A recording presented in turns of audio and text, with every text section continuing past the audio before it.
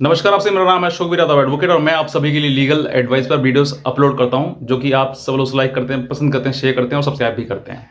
अगर नहीं किया तुरंत सब्सक्राइब करें और दूसरे लोगों तक भी इस जानकारी को जरूर शेयर करें। देखिए, एक हमारे पास कमेंट आया कि सर तलाक देने पर कितना एलिमनी देना पड़ेगा। एलिमनी का मतलब कि पैसा, और पैसे का मतलब जो आपने दहेज में लिया होगा या फिर नहीं लिया तो वो जो आपके बातचीत के दौरान सामने आया वो एलिमनी। एलिमनी अब दो प्रकार से दी जा सकती है।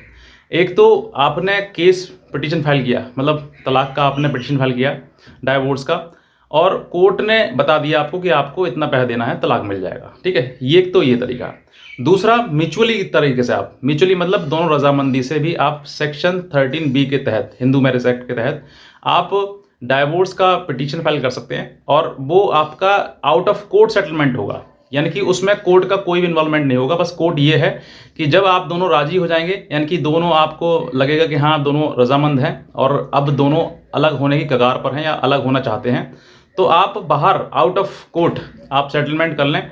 आपको जो भी लेना देना है, जो भी बातचीत करनी है कि भाई मुझे 5 लाख में गए, 5 लाख तय हुआ है, 6 लाख तय हुआ है, अब 6 लाख रुपए पत्नी को दिए जाएंगे और उसके बाद पत्नी जो है वो स्वतः ही अपनी इच्छा से मतलब उसमें साइन कर देगी और अपनी कंसेंट दे देगी कि हाँ मैं इस व्यक्ति से अलग होना चाहती हूँ या फिर चाहता हूँ। दोनों रजामंदी से हैं और कोई इनके बीच में कोई झगड़ा डिस्प्यूट नहीं है। और इसी आधार पर जो है आपका जो भी अमाउंट तय हुआ, उस तय के अमाउंट के आधार पर आपको एलमनी, वही जो अमाउंट है वही एलमनी है, और वही एलमनी देकर आप दोनों 6 महीने के बाद अलग हो जाएंगे। यानी कि पहली डेट पड़ेगी, फर्स्ट मोशन पड़ता है मतलब फर्स्ट डेट को, और उसके बाद सेकंड मोशन, यानी कि सेकंड मोशन में आप दोनों अलग। तो अब इस आधार पर दोनों आप अलग तो हो गए, म्यूचुअली हो गया। एक तो ये एलमनी हो गया। दूसरा, क्या एक पक्ष चाहता है और एक पक्ष नहीं चाहता है, यानी कि एक पक्ष तो तलाक चाहता है, दूसरा पक्ष तलाक चाहता ही नहीं है, तो फिर आपको कोर्ट की शरण लेनी पड़ेगी और फिर कोर्ट में लड़ना पड़ेगा, लड़कर आप तलाक लेंगे। अब सारी बातें घुमा फिरा के बातें ना कह के सीधी बात करूंगा, अगर मान लो आपने कोर्ट में केस फाइल किया क्रूरता के आधार पर, मोस्टली क्रूरता मतलब एडल्ट्री और क्रूरता के आधार पर, मतलब क्रूअल्टी के आधार पर केस फाइल किए जाते हैं। और अब इस केस की फाइल के आधार पर अगर आप चाहते हैं कि मुझे डाइवोर्स दिया जाए, तो अब इसमें एक ही पक्ष को कोर्ट में जाना होगा। अब एक पक्ष कोई भी हो सकता है, चाहे वो लड़की हो या फिर पति हो, दोनों में से कोई ये भी हो सकता है। अब ये पूरी प्रक्रिया से आप गुजरेंगे, या इसमें कि आपके दोनों के स्टार्टिंग में आप पिटीशन फाइल करेंगे। पिटीशन फाइल करने के बाद दोनों तरफ से अपने शपथ पत्र देंगे। पहले जो जिसने मतलब वादी है, जो मुकदमा जिसने दायर किया है, उस व्यक्ति को पूरा मौका मिलता है कि आप अपनी बात को प्रूफ करें, साबित करें, चाहे वो बयान से करें, स्टेटमेंट से करें, एविडेंस से करें। वो सब चीज़ें लगाकर आप कोर्ट में बयान वगैरह सब कुछ करते हुए पूरा कंप्लीट प्रोसेस होगी, और प्रोसेस होने के बाद फिर दूसरे को मौका दिया जाएगा कि आप अपने बचाव में क्या कह सकते हैं, क्या पूरी बात है, बयान वगैरह आपके होंगे। मतलब जिरह वगैरह सब कुछ कंप्लीट होने के बाद लास्ट पर जब जजमेंट पर बात आएगी, तब जजमेंट पर, अब देखिए यहाँ पर जजमेंट जो डिपेंड्स करता है वो जज के ऊपर डिपेंड करता है कि आपको तलाक दिया जाए या फिर नहीं दिया जाए। अब तलाक देने के आधार पर कभी कभी ऐसा भी होता है, मोस्टली मतलब कुछ लोगों को, कुछ जजेस के द्वारा जो जजमेंट हुए हैं उनको मैं बताऊंगा आपके लिए। तो उसमें ऐसा भी हुआ है कि जजमेंट में देते हुए उसमें ये आपको ऊपर पेनल्टी डाल दी गई, मतलब ये आपके एलमनी टाइप दे दिया गया कि 5 लाख या 6 लाख 7 लाख जो भी अमाउंट है वो आप देने पर, मतलब उतना देने पर तलाक को स्वीकार किया जाता है, तलाक के पिटीशन को स्वीकार किया जाता है। यानी कि तलाक आपकी हो जाएगी, लेकिन आपको उसमें कुछ अमाउंट देना होगा, मतलब कि जो भी अमाउंट मतलब बनता हो अकॉर्डिंग टू लॉ। तो जज जो है वो इन सब चीज़ों के लिए आपको बता दिया जाए कि आपको अगर आप इतना पैसा दे देंगे तो ये इस हर्जे पर आपका जो डाइवोर्स का पिटीशन है वो अलाउ हो जाएगा, यानी कि आपको डाइवोर्स मिल जाएगा। ये मतलब मैंने देखा है, मैंने जजमेंट पढ़े हैं, मैं उसका आधार बता रहा हूँ। लेकिन सबसे अधिक मतलब ये चीज़ नहीं होती है। सबसे अधिक क्या होता है वो बताता हूँ आपके लिए। सबसे अधिक ये होता है ज़्यादातर कि आपका डाइवोर्स पिटीशन अलाउ कर दिया जाता है विदाउट एनी कॉस्ट, मतलब कोई भी एलिमनी के आधार पर आपको भी डाइवोर्स मिल सकता है। यानी कि ऐसा नहीं है कि आपको पैसा देना ही देना है, एलिमनी देना ही देना है, ऐसा कोई नियम रूल नहीं है। डिपेंड्स ऑन जज डिस्क्रिशनरी पावर, मतलब कि जो भी जज के ऊपर विवेक है उनका, कि अगर वो चाहते हैं कि आपको पैसा दे दिया जाए तब तलाक दिया जाए, या फिर पैसा ना दिया जाए तब तलाक दिया जाए। तो दोनों depends on the discretionary power of the जज। अब ये चीज़ें आपने समझ ली कि डाइवोर्स में एलिमनी का पार्ट जो है वो हो भी सकता है या फिर नहीं हो सकता है।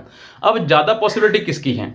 ज़्यादा पॉसिबिलिटी तो केस डिसमिस होने की है, यानी कि जो आपने पिटीशन फाइल किया है डाइवोर्स का, उस केस को ज़्यादातर मतलब मैक्सिमम टाइम जो है वो डिसमिस होता है डाइवोर्स पिटीशन।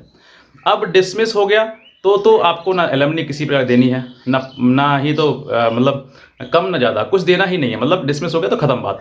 और अगर डिसमिस नहीं हुआ और अलाउ हुआ तो अलाउ कंडीशन पे भी हो सकता है कि आप इतना अमाउंट दें तब अलाउ होगा आपका, या फिर विदाउट अमाउंट विदाउट एलिमनी भी आपका जो डाइवोर्स का पिटीशन है वो भी अलाउ हो सकता है।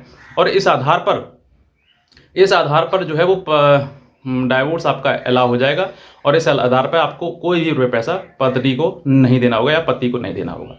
ये मेरे तरफ से आपके लिए एक जानकारी थी कि जो लोग ये सोचते हैं कि सर एलिमनी देना ही देना पड़ेगा, नहीं, बिल्कुल नहीं। लेकिन हाँ, एक चीज़ आपको बताना चाहूँगा कि during the pendency of this petition, मतलब डाइवोर्स का पिटिशन जो है वो ड्यूरिंग पेंडेंसी होगा, उसमें पत्नी चाहे तो वो सेक्शन, मतलब पति या पति दोनों में से कोई दोनों के लिए हैं, सेक्शन 24 मतलब 24 हिंदू मैरिज एक्ट के तहत एक एप्लीकेशन लगाकर उसमें इंटरिम मतलब आपसे एक छोटा सा अमाउंट लिया जा सकता है, मतलब कि पेंडलाइट मेंटेनेंस बोलते हैं इसके लिए, जो कि सेक्शन 24 में मतलब सेक्शन 24 में डिफाइन है इस चीज़ के लिए। तो सेक्शन 24 के आधार पर वो आपसे आना जाना रहना मतलब के लिए जो भी खर्चा है वो आपसे ले सकती है, यानी कि उस आधार पर आपके लिए वो चीज़ें आपको during the pendency of this petition, तो इस आधार पर आपके लिए आपसे छोटा मोटा अमाउंट वो ले सकती है। मतलब आने जाने के ये होता है खर्चा कि लड़की अगर आएगी कोर्ट या जाएगी तो उसका आने जाने का खर्चा कौन होगा, वो आप ही उठाओगे क्योंकि आपकी पत्नी है। तो वो कोर्ट का जो डिस्कशन पावर है वहाँ पर आपको देना पड़ सकता है, लेकिन फाइनल जब जजमेंट होगा तो वो आपको 3 ही मतलब हो सकता है, या फिर आपका पिटिशन अलाउ होगा तो हो सकता है कंडीशन पे अलाउ हो जाए कि पैसा आपको देना कुछ, तब आपका डाइवोर्स अलाउ होगा, या फिर कोर्ट विदाउट अमाउंट भी अलाउ कर सकता है, आपका डाइवोर्स अलाउ हो जाएगा, आपको डाइवोर्स मिल जाएगा। या फिर तीसरी कंडीशन ये है कि आपका डाइवोर्स का पिटिशन डिसमिस भी हो सकता है। तो ये 3 कंडीशन है, आप ये चीज़ें जान के चलें। जब आप डाइवोर्स से पिटिशन करें तो पहले सेक्शन 24 वो लगाएगी, तो आपके लिए पैसा उसमें देना पड़ेगा सेक्शन 24 में। तो पैसा का मतलब बहुत बड़ा अमाउंट नहीं, 100 200 400 500 रुपये, मतलब आने जाने के लिए जो भी अमाउंट है वो। दूसरा, अलाउ होगा तो अमाउंट पे अलाउ हो सकता है, या फिर डिसमिस हो सकता है, या फिर विदाउट अमाउंट भी विदाउट एलिमनी भी अलाउ हो सकता है, मतलब आपको डाइवोर्स मिल सकता है। ये मेरी तरफ से आपके लिए जानकारी थी। अगर आप फिर कुछ भी और मेरे से छूट गया और आप चाहते हैं कि पूछना, तो आप हमारे दिए हुए नंबर पर हमें संपर्क भी कर सकते हैं। आज का वीडियो देखना, आपसे बहुत धन्यवाद।